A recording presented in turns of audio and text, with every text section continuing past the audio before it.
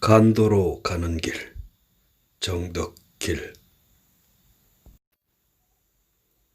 간도 수복 방안을 고심해 보았습니다. 첫째, 역사적 근거를 가지고 당사자 간 담판을 통해 양도받는 방안이 가장 이상적인 희망사항이 아닐까 합니다. 고려 초서에는 거란과의 담판으로 광동 육주를 되찾았습니다. 윤관의 여진으로부터의 동북구성 수복은 고구려를 계승한 고려가 발해의 유민을 수용한 역사적 사실과 정당성, 그리고 확고한 역사의식 및 거란이나 인한 여진과 전쟁도 불사할 수 있는 군사력 등이 복합적으로 어우러진 결과였습니다. 중국과 우리의 여러 근거 자료들이 넘쳐나는데, 문제는 우리 정치인들이나 사학자들 그리고 국민들이 영토와 역사에 대한 관심이 없고 뿌리의식과 민축혼 그리고 주체적 역사의식이 희박하다는 데 있습니다. 강희제 당시 중국이 제작한 고지도는 청나라 조정의 국책사업이었습니다. 숙종 때 세운 백두산 전개비도 청의 압박하에 압록강을 서쪽 경계, 토문강을 동쪽 경계로 한다고 하여 공식적으로는 압록강 이북의 영토를 포기한 것으로 했지만, 실제로는 조선인들이 이주하여 구한말까지 시료 지배했기에 프랑스인들이 압록강에서 한참 위쪽을 경계로 표시했고 청 조정도 승인을 했던 것입니다. 그리고 투문강은 송화강의 지류임이 이미 알려져 있습니다. 고려 태조 왕건이 고려를 개국하여 수도를 개경으로 하고 평양을 수경으로 정했습니다. 문제는 우리가 아는 북한의 평양이 고구려나 고려 때 평양이 아니라는 점입니다. 이것이 일제 식민사학, 중화, 팽창주의 그리고 매국사학들이 왜곡한 처참한 우리의 역사인 것입니다. 고구려의 마지막 수도이며 묘청이 천도를 주장했던 서경은 바로 오늘날 중국 요양입니다. 명의전성기의 명나라 사람 이현이 제작한 지리서 대명일통지를 비롯해서 원사, 요사, 금사, 신당서, 고당서, 통감 등 중국 사서의 압록강, 살수, 평양 등이 모두 오늘날 요하 지역임이 기록되어 있습니다. 둘째, 근거 자료를 가지고 외교전을 치열하게 전개하며 중국을 압박하고 국제사법재판소 제소 등의 방법을 강구할 수 있겠습니다.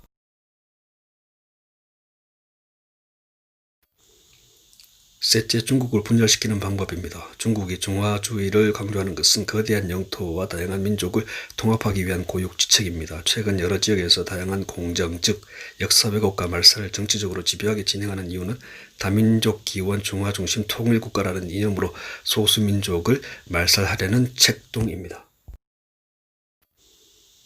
더 늦기 전에 이들 소수민족에 대한 분리, 독립을 우회적으로 함으로써 중국의 분열을 가속화시켜야 합니다. 최근 중국의 집요한 소수민족 말살 정책으로 인해 민족 정신을 거의 망각해가는 조선족을 적극적으로 지원하여 고토 회복의 전위대로 활용해야 합니다. 미국과 중국의 대결 구도의 향방을 지켜보며 활용 방안을 모색할 수도 있겠고, 미국과 손잡고 적극적으로 구소련 붕괴처럼 중국의 붕괴를 유도해야겠습니다. 신장, 위구르, 티베트 등 현재 가장 민족주의가 강한 지역을 우선 지원해서 전선을 구축하고 조선족이나 다른 소수민족에게로 분리 독립의 기운을 확산시켜 간다면 싸우지 않고 애 땅을 찾을 수도 있겠습니다. 넷째, 전쟁입니다. 힘을 키워서 필요하다면 무력으로 빼앗긴 역사와 땅을 되찾아야 합니다. 한글 한자 병영 교육을 통해 단절된 전통과 문화의 정서를 깨우는 한국적 문해부흥의 불씨를 살리면 됩니다. 이제 우리가 서양에서 배울 것은 없습니다. 더 이상 새로운 것은 없습니다. 데카르트, 뉴턴의 기계론적 세계관에 기초한 서양의 과학기술 문명은 이제 한계를 드러내고 있습니다.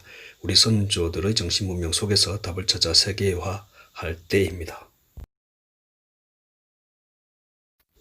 깊이 생각한데 간도를 비롯한 광활한 고토를 되찾는 길은 역사를 바로 세우는 데서 출발합니다. 지도 한 장도 역사적 진실과 부합되지 않는 거짓 역사를 떨치고 일어나야 합니다. 공자가 춘추에서 시작해서 사마천이 사기를 통해 조작한 허구적인 하와족의 중화 국수주의가 자신들의 지배자였던 베다를 노예로 바꿔치기 했고, 일본의 군국주의 세력은 절반 이상이 허구적인 내용으로 왜곡된 일본 서기를 숭배하며 이 땅에 식민 4대 매국주의 사학이라는 악의 씨앗을 심었습니다. 일본 제국주의를 대신해서 점령군으로 이 땅을 밟은 후발 제국주의 미국은 이승만, 서재필 같은 외래 종교 앞잡이를 내세워 친일 매국 세력들과 연대하였습니다. 이 땅에 일본이 심은 저주의 씨앗이 제거되기는커녕 무성하게 자라나서 주체적 민족사학을 포함한 민족권의 숨통을 조이도록 뒤를 봐주고 있습니다. 뿌리 없는 족속으로 전락시켜 1만 년 역사의 위대한 민족을 노예처럼 영구적으로 지배하기 위해 분단의 고착화와 분열을 조장하는 것입니다.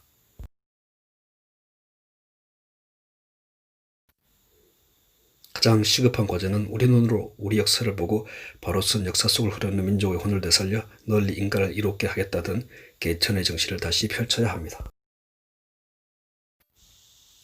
동서고금 어느 나라도 이러한 고매한 개국의 정신이 없었으며 그 구체적 실천 방안까지도 이미 반만년 전에 제시되었습니다.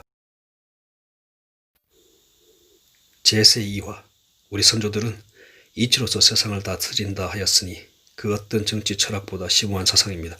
절대 권력을 가진 왕이나 집권층 다수에 의한 지배는 당연히 아닐 뿐더러 법에 의한 통치도 아닌 바로 삼라만상의 이치 혹은 공자가 강조한 덕으로서 인간을 교화하고 세상의 질서로 삼는다는 것이 아니겠습니까? 그리스의 현자 플라톤이 꿈꾸던 철인 정치가 바로 우리 민족의 전통이었던 것입니다. 역대 환인들의 황국, 역대 환웅들의 배달국, 역대 당군들의 조선, 북부여 그리고 고구려를 통해 국통맥은 내려왔지만 팔조금법의 등장은 바로 하늘을 숭상하던 우리 민족이 하늘과 멀어지면서 인간 세상에서 우월적 지위를 상실했다는 증거라 하겠습니다.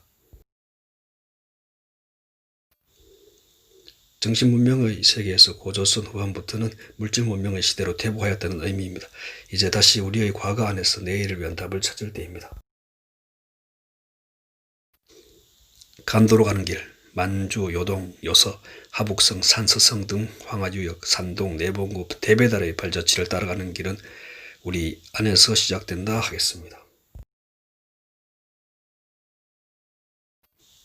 삼국사기, 삼국유사, 삼성기, 당군세기, 태백일서, 북위역이, 규환사와 부도지, 신교총화, 신지비사, 천부경, 참전계경, 산해경 등등 결례를 밝히는 책을 펴는 것이 간도를 되찾는 첫걸음인지도 모릅니다.